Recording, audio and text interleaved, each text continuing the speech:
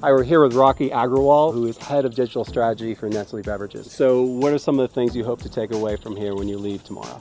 I really want to see how our competitors and our peers are really pushing in the mobile space. We do a lot in terms of optimizing for mobile, depending on who's viewing and what the desktop versus mobile exchange is.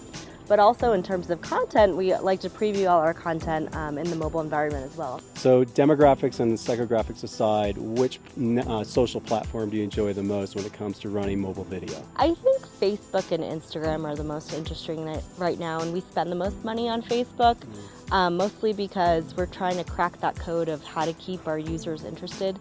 So beyond, we can really easily see through the tools that they provide when the drop-off point is, and a lot of times it's around the 3-second mark. So it's a big challenge to make sure that we make content convincing enough and are serving it to the right people, where it's engaging enough for them to stay and actually watch. How are you using data to be more and more relevant to the customer experience? If you serve people the right content at the right time when they're most receptive to it, they're more likely to engage with your content. So this initiative at Nestle is called Personalized Consumer Experiences, or PCE. Really, it means understanding who your consumer is and creating something that they want to engage with. So for example, if I segment my consumers and I know that I'm going to reach moms of children this age and they usually check their email or they go on Facebook at this time in the morning, that's when I'm going to serve them an ad. Maybe they're creating their shopping list at the time for the day.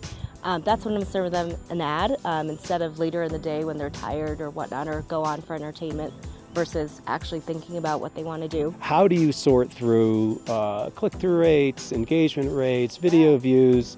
Because to some degree they're all important, but how do you look at all that data to prove effectiveness? Before the campaign goes live, we want to define what the objective is and what the appropriate KPIs are. So for example, if we want to hit on awareness as a larger KPI and we're using video for awareness, we are looking at video completion rate, and we're looking at how many impressions are served, so CPM. If we want to go further down the funnel and we want to do conversion, then we're looking at click-through and seeing if they're following through on the link. So it really depends on what the objective of the campaign is and what your medium is that you're serving, if it's a static versus video versus whatever it might be, a GIF. Well, speaking of GIFs, what types of creative are you finding to be the most effective? Obviously, it's based upon the particular objective, but let's say with awareness.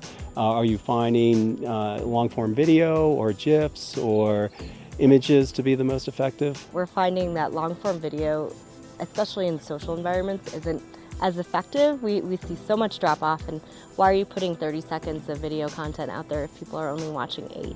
Right, so we're playing with much shorter form. Facebook tells us the video should only be as long as it takes to tell a story, preferably under 15 seconds.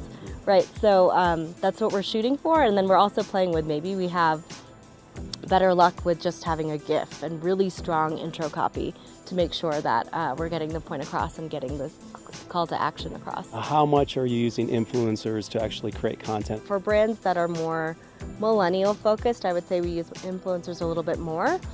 So Sweet Tarts is an example. They used Troye Sivan last year for their Sweet Tarts campaign, and DiGiorno has used, I think you've probably seen the ads, influencers before as well.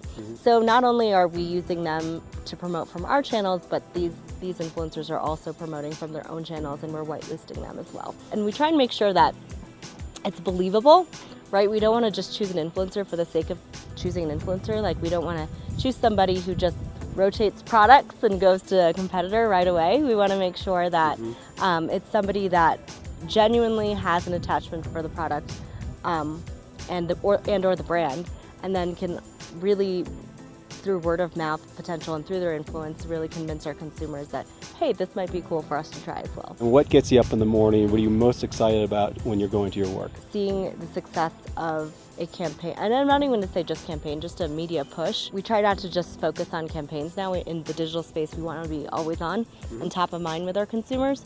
So I think anytime we see something or try something new that actually moves the needle is really exciting. Well, thank you very much, Raakhi. Really appreciate it. Yeah, thanks.